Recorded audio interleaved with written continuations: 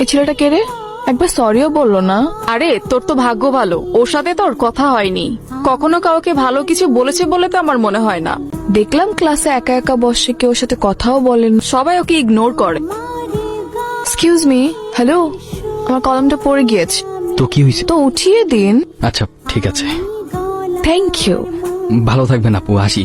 এখানে থাকলে হয়তো কলম উঠাতে উঠাতে আমার পড়াশোনা আর হবে না। কাদা নাকি আমি? আপু? হ্যালো, আসসালামু আলাইকুম। কে? আমি তা তো জানি, কিন্তু কি আপনি? আমার পরিচয় জেনে আপনার কি হবে? আপনি আপনার পছন্দ মতো আমাকে একটা নাম দিয়ে দিন না। আচ্ছা, আমি তো আপনাকে চিনি না, নাম কি করে দিব?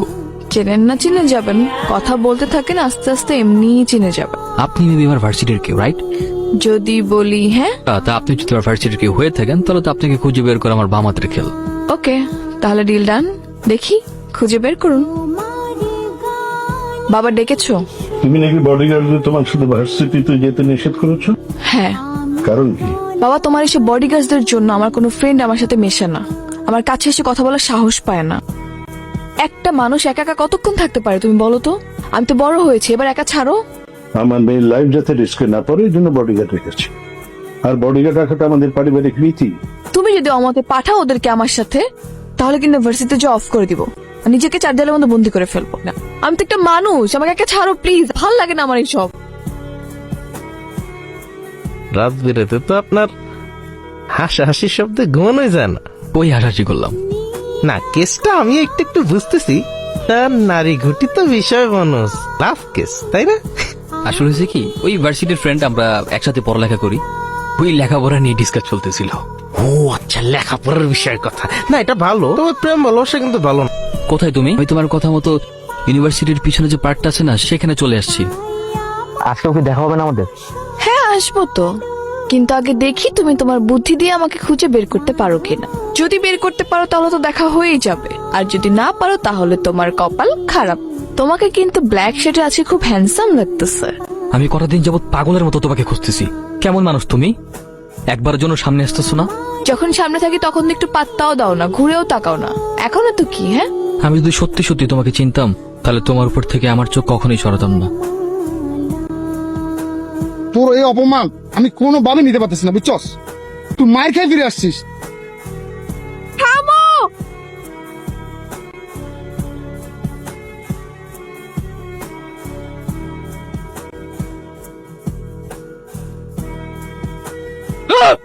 কি এলো রেন ভাই, আপনি এরকম চিল্লাচিল্লি করতেছেন কেন?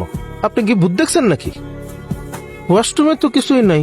আমার জানি কি হয়েছে ভাই, আমার কেন জানি মনে হয় কেউ একজন সবসময় আমার সাথে থাকে। আমি 1 সেকেন্ড আগে আমার সাথে কি হয়েছে আমি সেটাও মনে রাখতে পারি না। কেন জানি ফিল হয় কেউ একজন আমার ভিতরে থাকে। আচ্ছা, ভিতরে আছে বুঝলাম, কিন্তু আপনি ওয়াশরুমের দিকে আঙ্গুল দিয়ে কি দেখাইতেছিলেন? ভাই, আমি ওয়াশরুমের আইনে একজনের প্রতিচ্ছবি দেখছি।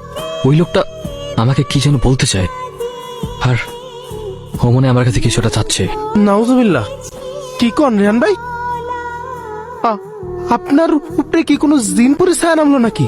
আপনার কি কোন থেকে নিয়ে যাইতে চায়? মিষ্টি মুষ্টি খাওয়ানি লোভ দেখায়? না না ভাই, এমন কিছু না। কি ব্যাপার? তুমি কি কোনো কিছু নিয়ে ডিস্টার্ব? তোমাকে কেন জানি ঠিক লাগছে না। ম্যাডাম, কি যে কন আমগুলো গাপসি করবো না, এলাকে কারো বাবের বল আছে নাকি? হ্যাঁ, আর যদি কোনো মন্দির বলা কেউ যদি আমগুলো কাপসি করবার আহে, বুঝেন না, আস্তে করে বামা দিয়া চামেলা চিবা হেলা। কি রেহান, তুমি এটা কি করলা?